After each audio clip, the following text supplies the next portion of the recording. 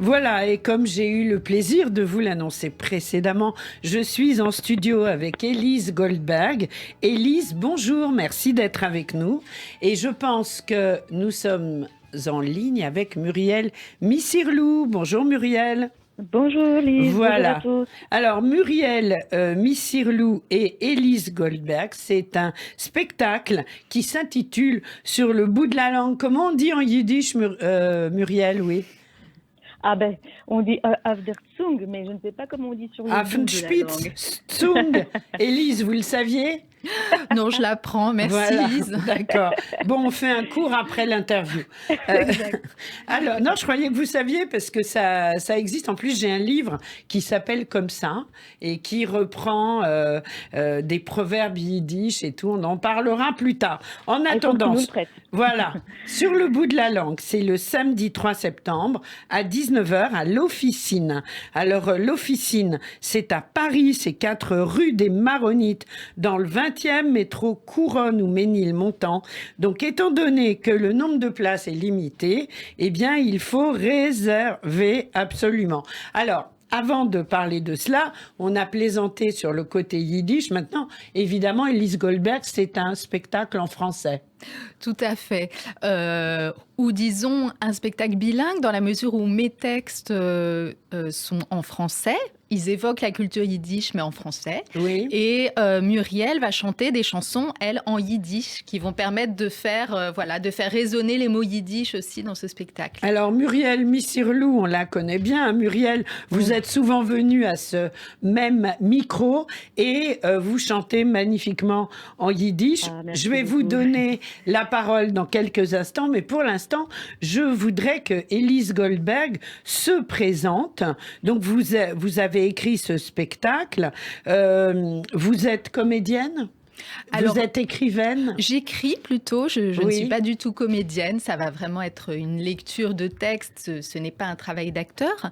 En fait, ces textes proviennent d'un livre que j'ai écrit qui consiste en des fragments autour de la culture yiddish, de mon point de vue, c'est-à-dire moi, qu'est-ce que j'ai perçu de cette culture-là étant enfant, puisque mes deux parents sont juifs polonais des deux côtés, et qu'est-ce qu'on fait de cet héritage aujourd'hui, moi, comment ça m'imprègne, et évidemment, derrière ça, il y a aussi l'héritage de la Shoah, qu'est-ce qu'on en fait, comment on le métabolise. C'est pour ça le yiddish pour vous ?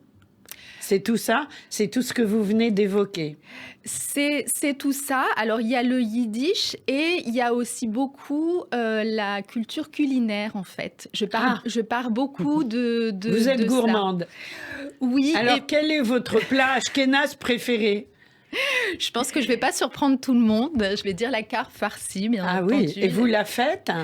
Parce que c'est dur de trouver des carpes. Alors, j'en ai déjà fait avec ma maman. Elle m'a initiée, mais c'était les boulettes. Ça n'était pas le voilà. vrai, Donc, vous, c'est le gehackte Fisch, le poisson haché, et pas le gefilte qui est farci, parce qu'il faut dire qu'il faut se lever de très, très, très, très bonne heure et encore pour trouver des carpes à Paris. Je sais qu'il y en aura peut-être chez certains poissonniers autour de Rosh Hashanah. On fera la recette ensemble. Muriel, c'est quoi votre recette ashkénaze préférée?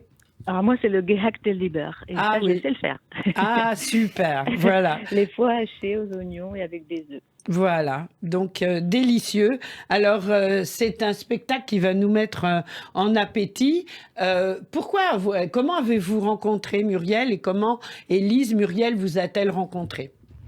Alors, Muriel et moi, en fait, c'est d'abord une histoire d'amitié. On se connaît depuis, j'ai pas fait le compte, mais une bonne vingtaine d'années. Et d'ailleurs, la rencontre s'est faite assez rapidement autour du yiddish, puisque Muriel, à l'époque, faisait partie de la chorale de Jacinta. Et moi, j'ai rejoint quelque temps cette chorale.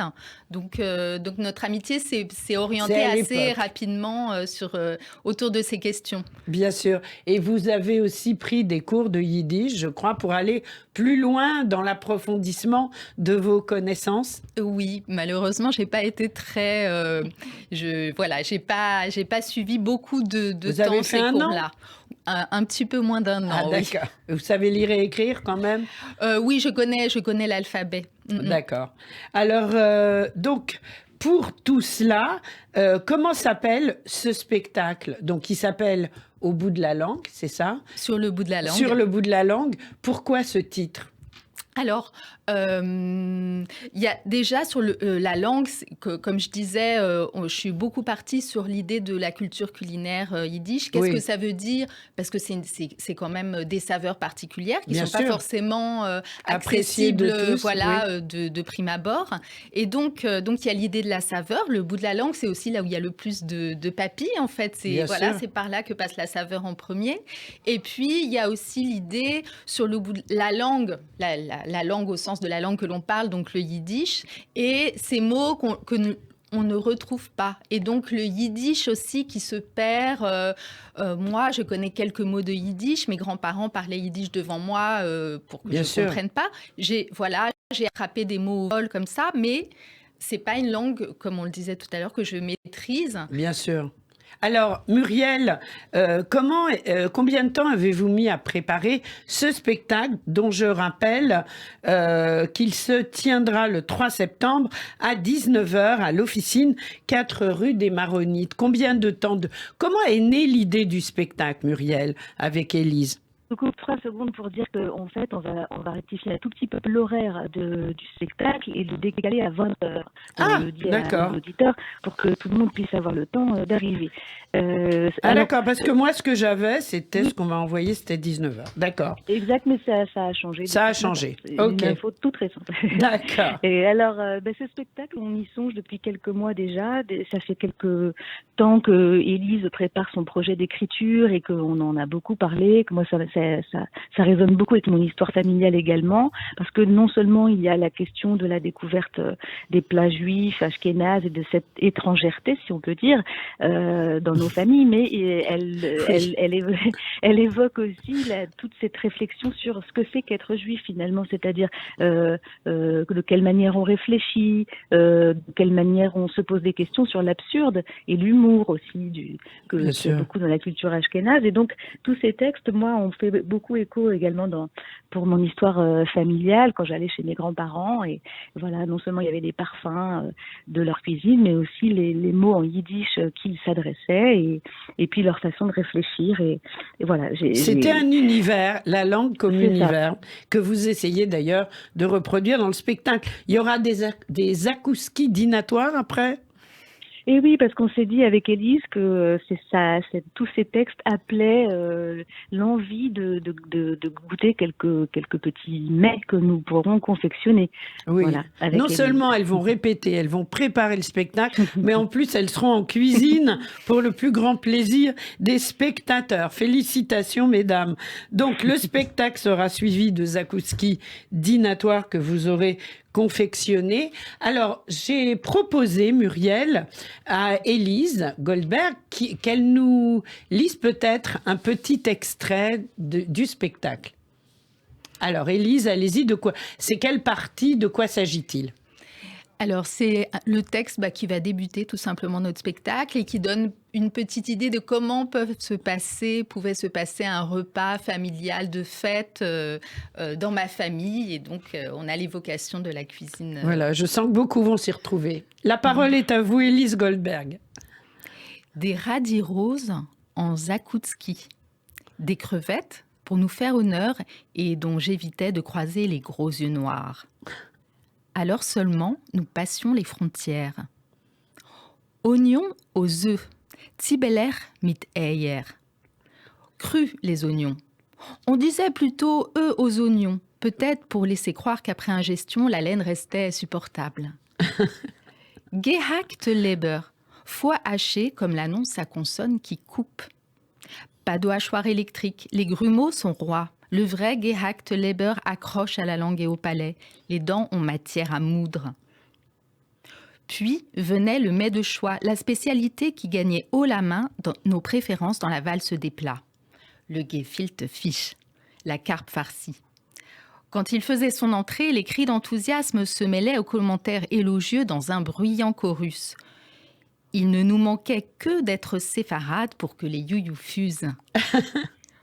Aux yeux du non-initié, j'imagine combien ces réactions étaient mystérieuses.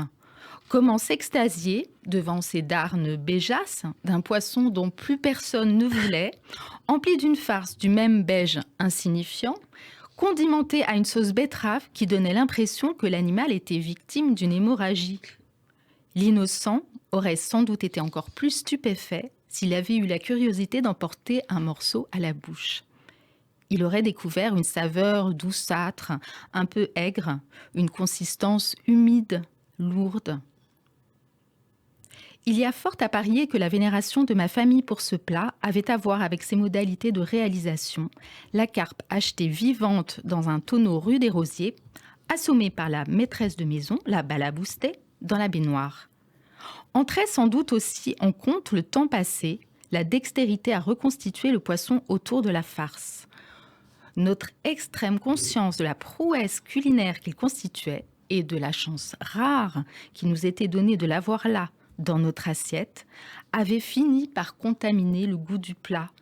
Et nous vouions tous un culte à sa saveur sour and this, acide et sucrée si particulière.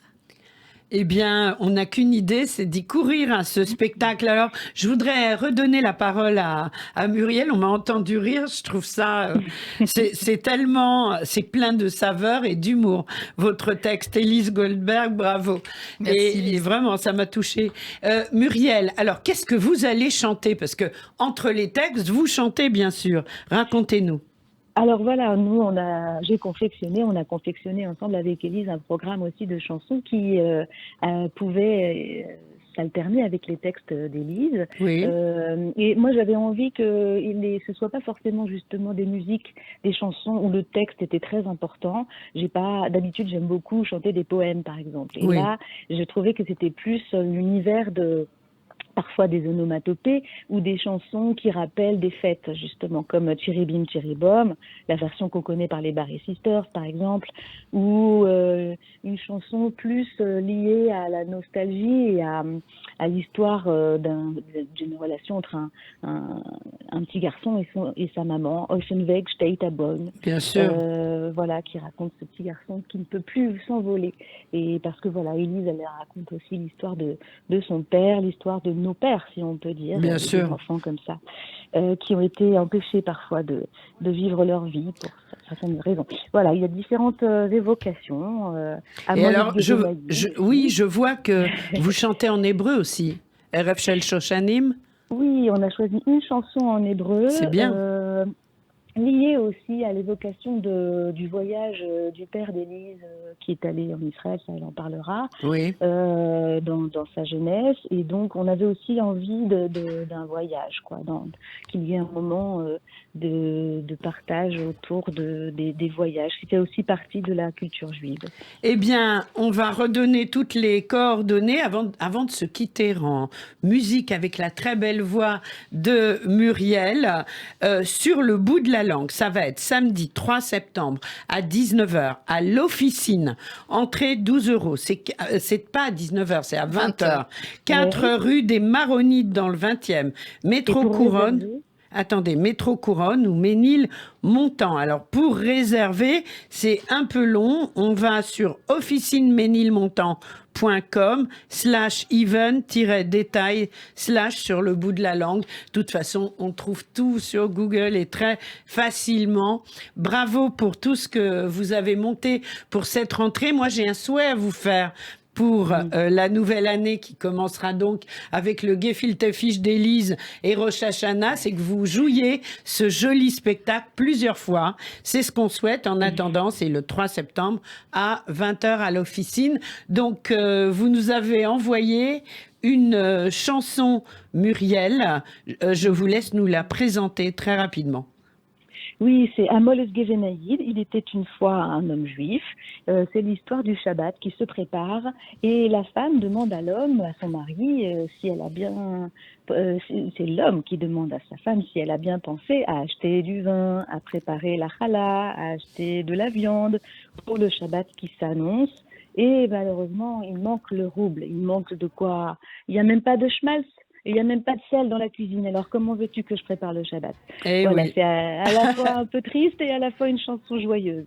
On écoute Muriel Missirlou qui s'accompagne à la guitare. Merci d'avoir été avec nous, Muriel. Merci Lise Bookman. Élise Goldberg. Et quand vous le souhaitez, sur Radio J, bien sûr. Au revoir. Merci Lise. Au revoir. I'm always given